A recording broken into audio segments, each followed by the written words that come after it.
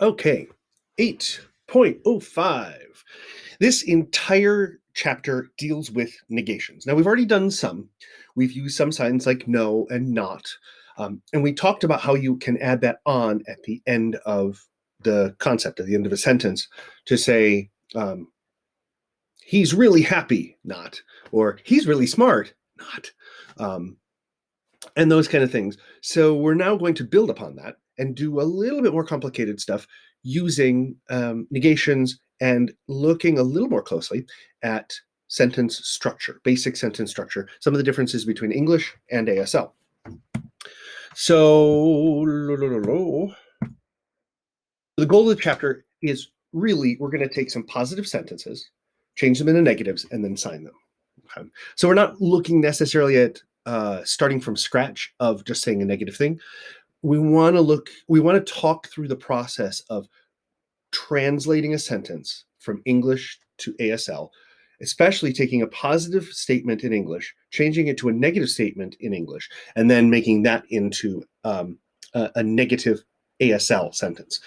And the reason why is it will help unlock thinking visually, organizing information visually. And that's one of the challenges that we have as hearing people who already have mastered a spoken language, spoken written language, to now doing a sign language, is we organize thoughts differently.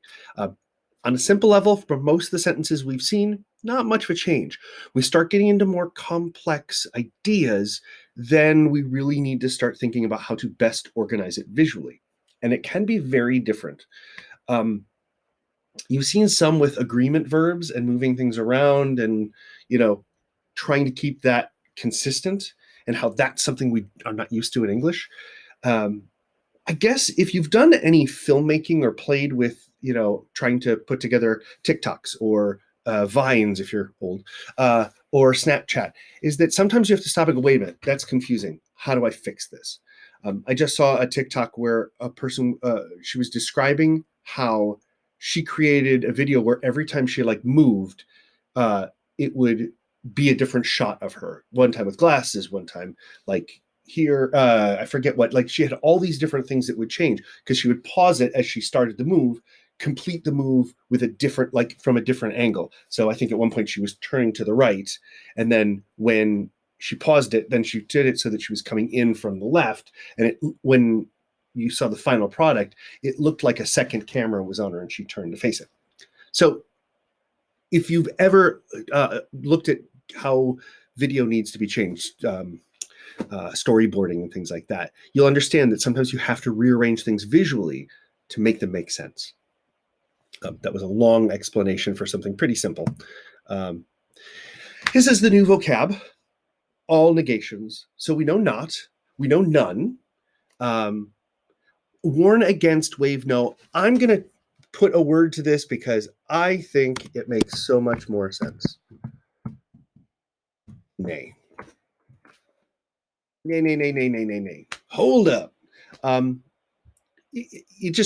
like consistency in the way I'm describing things. And if I can put a one word to it rather than warn against, because there are other ways you can say warn against or wave no. Wave no. Just wave. Right. So, nay, nay. If you like John Pinette, I say nay, nay, right? Refuse. Refuse. And it's just this handshake, boom, over the shoulder. I ain't going to do it. Prohibit or forbid. There are a couple different ways we can do that one. The first one I'm going to show is just this. It means illegal. If you remember the sign we did for state or law, if you've seen those before, it just bounces off the law book. No, that's illegal. Boosh. The other way you can do it is below it, not allow, not allow, not allowed. Allowed, like to go ahead, not allowed.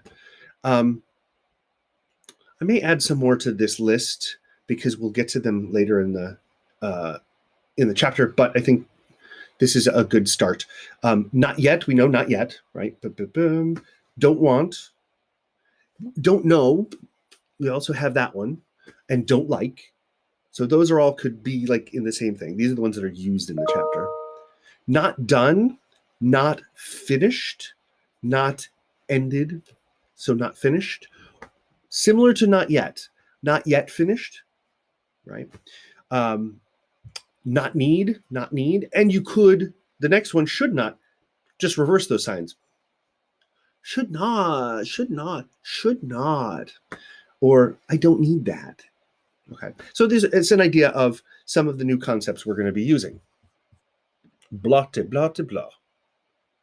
So here are the different signs. Again, I use the picture from the textbook so you can make the association. But here are the videos. Now, if the numbers seem off, a couple of them are out of order, I took the videos from the vocabulary review at the end of the chapter. So the numbers there were a little bit different than the ones posted here. Just roll with what's there as long as the signs match. So there's not. This one is not. Simple not. This is the most generic one. It can go to anything. Not want, not know, not have. So oftentimes it's used as emphasis, where this is nice, but you don't have it. I've told you over and over again. I have none, have none, have none. I don't have it. Okay, so emphasis, right? Go back to the generic. And here's an example in a sentence, and that's the sentence that he's using. Well, that's what he would use this sign in there. Not. Okay.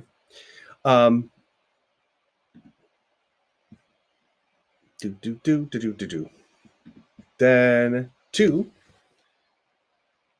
lack something. None.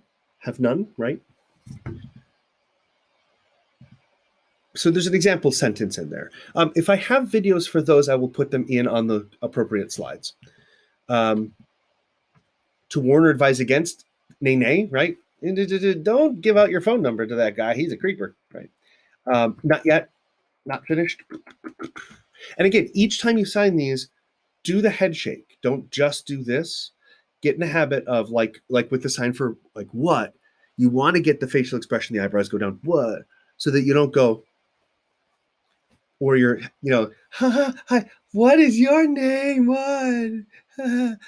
And like that hearing person idiot face of, I don't know what's going on, but I'm having so much fun. Not yet. And then 3 more. No desire, no interest in doing, not want.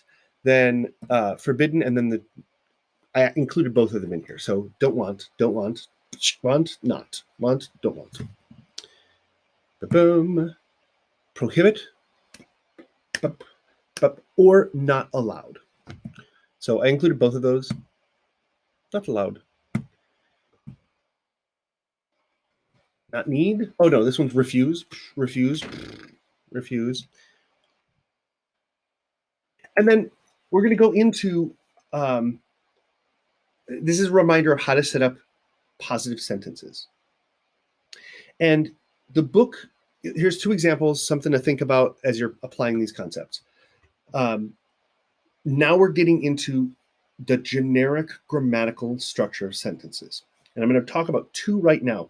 One is called OSV, object, subject, verb. And the other one is topic, comment. Some sentences are easier to see as one or other, but they coincide in most ASL and English sentences.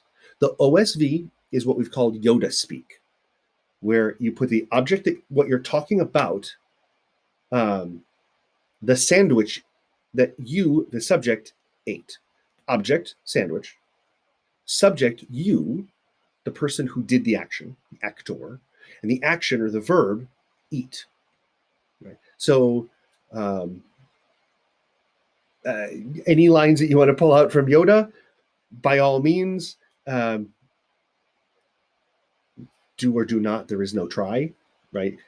Objects, do or do not, that's what you got to do, there is no try. It's kind of a bad example, but frightened you are, right? So frightened is the descriptor, the object. Your fear, you are. Subject, object, subject, verb.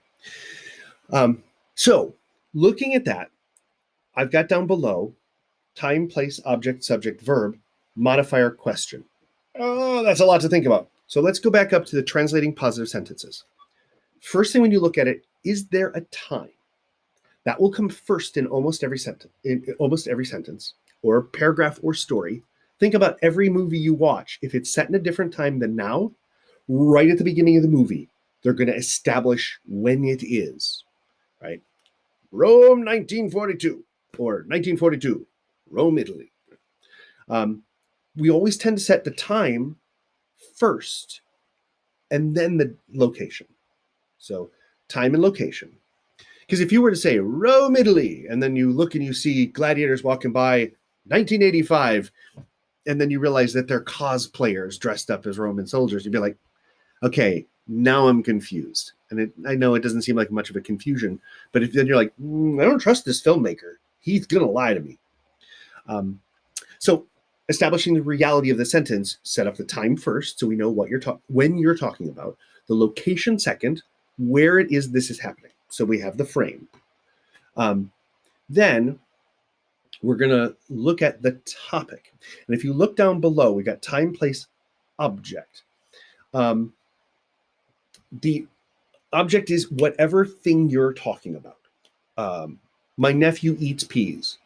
Peas is the object that you're talking about. The subject, the person who does the eating, is the nephew. So that would be the next section.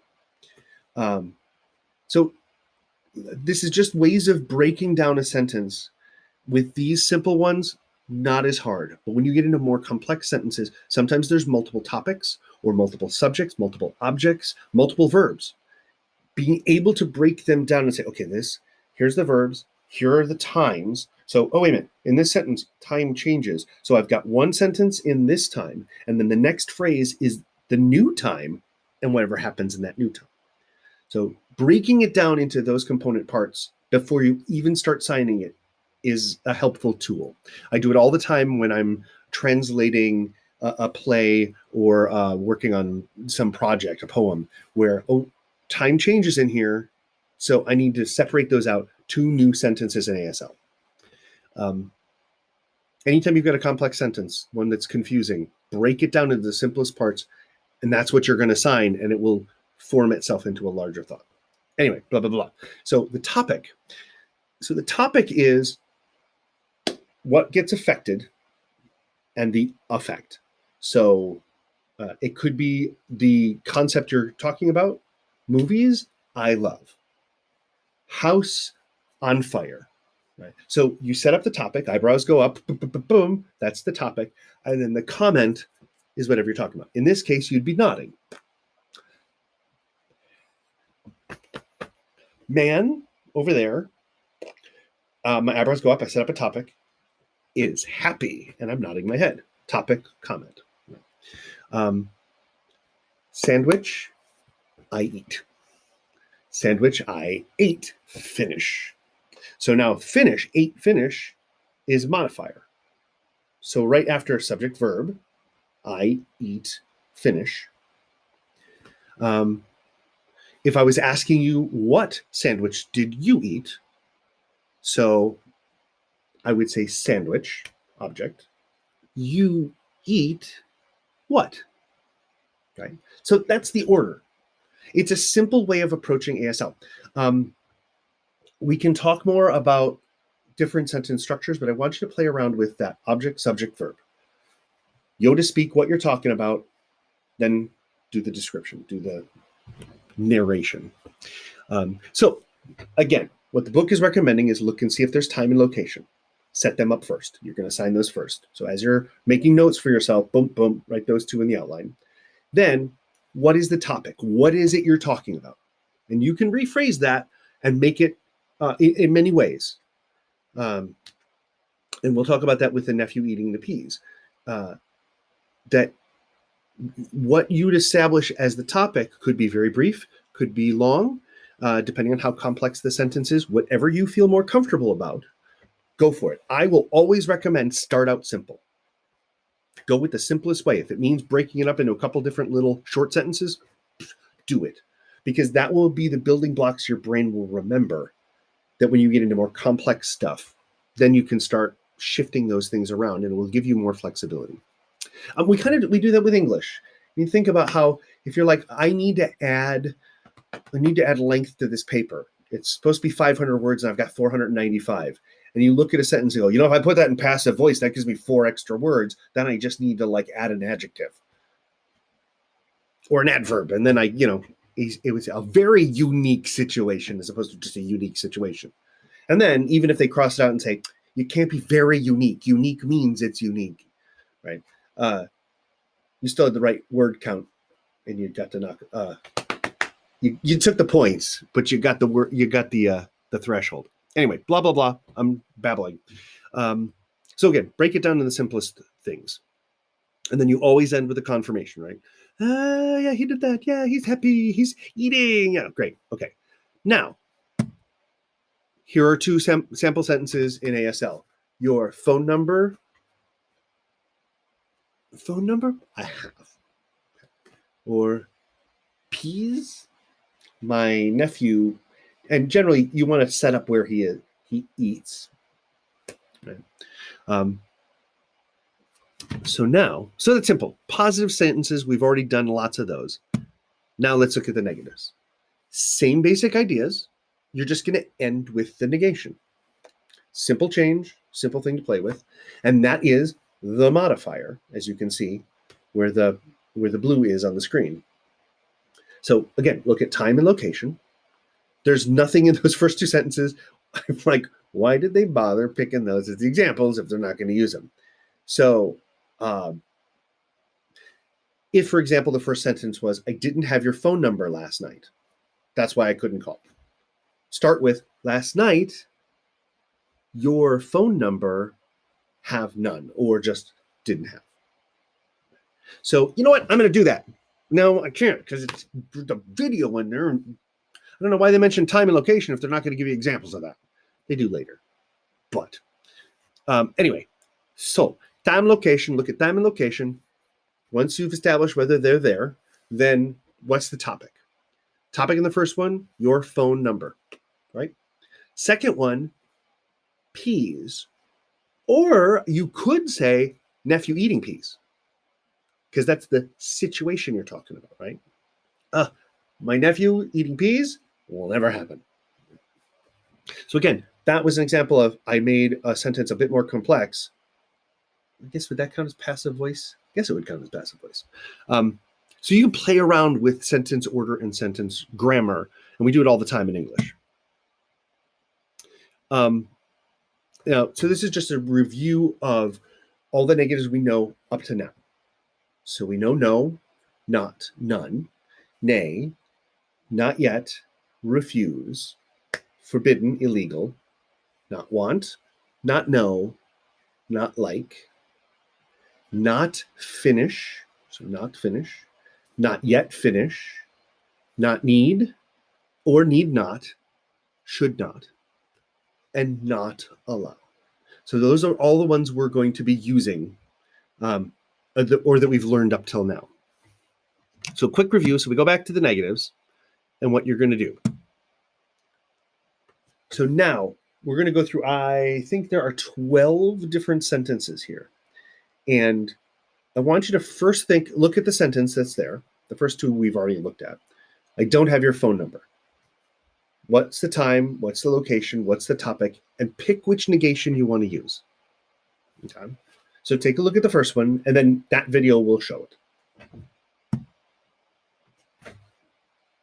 And then I put the example from the book. If there are more than one example, I put them in as well, but give you a chance to practice it first.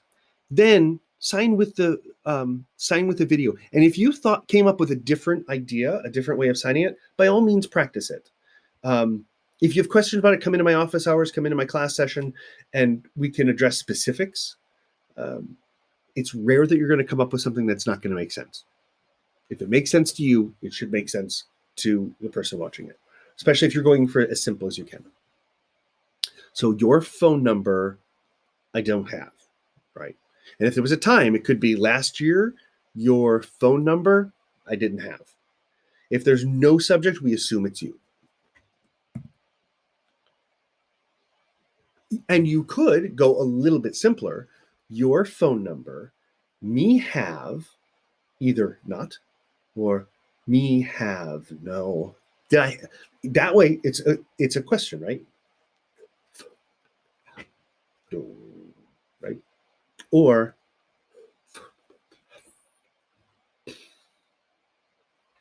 now, notice how you could almost say that the topic of this sentence is my having your phone number wasn't true, right? So it could be your phone number me have. That's the topic. No. Right. Or it could be phone number didn't have. So there are lots of different options. Go with the simplest.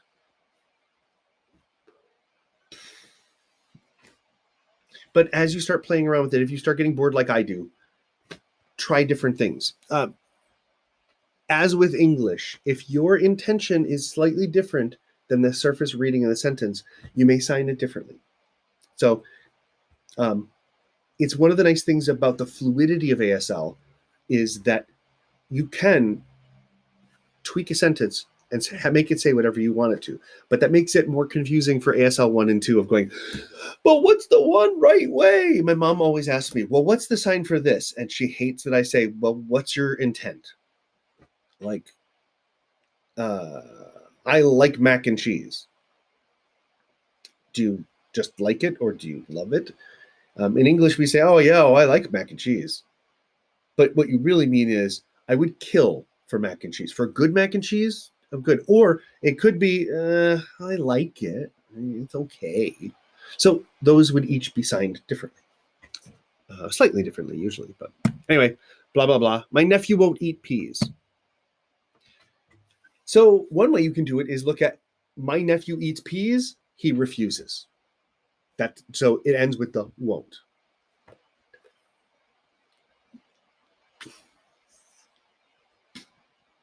So the topic is my nephew eating peas. He refuses. That seems a long way of going around, right? I kind of like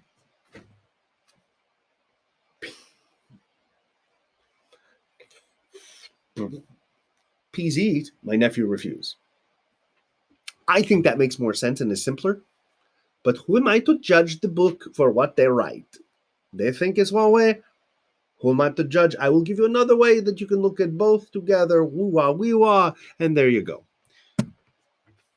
And it will keep going through this with pairs of sentences. Take a look at how they sign it. Before you watch their signing, how would you sign it? Try to come up with a way, try to sign it, then watch the video and see how close they are. There is no class on Thursday. Don't chew your nails. I haven't put the answers in yet. You can't smoke in restaurants, and I haven't met your mother.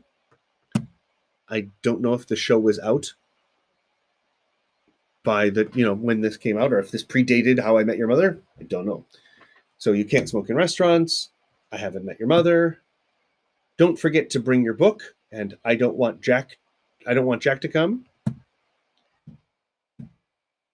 I didn't finish my homework. These cookies are sugar-free. You don't have to pay me back, and you should not read her mail. So each of these sentences are in the videos.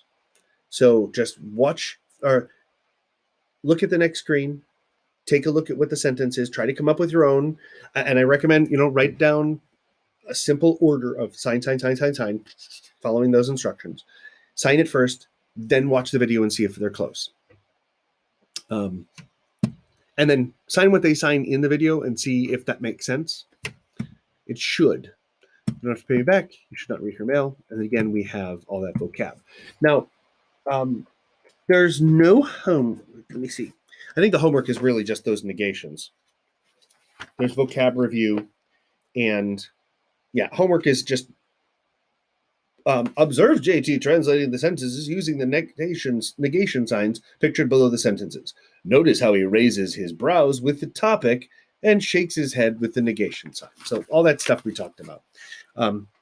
Just work your way through each of the 12 sentences. And they will guide you through. This is a really simple concept, and it's just a matter of getting used to that idea of how do you frame a negative. With all of these, you should be able to say the positive side of that sentence. For example, you should read her mail. Bad advice to give to a parent, right? Or a spouse or a significant other. Her mail, you should read. Right? So Yoda speak. Your mail, her mail, you should read. Right? So if you need to, just go into Yoda voice as badly as I do, and that may help make these structures make sense. So that's really it. That's 8.5 negations, and going through and figuring out what information is in the sentence. We will use these skills and that grammatical sentence, the time, place, object, subject, verb, modifier, question. We will use that in the future a lot. I will recommend you memorize this box. Time, place, object, subject, verb, modifier, question, and topic, comment. Those will be the two most useful things when you're translating sentences. It's the ruler by which you can measure anything you're given. If you're given a block of text, a Shakespeare monologue, you go back to this and figure out, okay, here's a new sentence and it ends here. Here's the time, here's the place, here's a new time. And you could do this as an outline with, Roman numerals and capital letters and numbers, and block it all out and see, okay, now there's a new time. So here we are, new Roman numeral, new place, new place. Okay, so that's a new capital letter that goes underneath. You can get as complicated as you want and go down that rabbit hole as far as you want. And people who are studying linguistics, specifically studying like grammarians, people who want to study how language is structured, will do this. In fact, if you've met Dr. Hogue, who is the coordinator of our program, he's a linguist, and he studied mouth morphemes, how the mouth is used to accentuate the meaning of a sign. So the difference between those three things, how does that affect a sentence and an utterance? And it gets into minutia, and it can be fascinating if you're into that. And for a lot of other people, it's just like, I don't care. So anyway, so that's 8.5. Cool.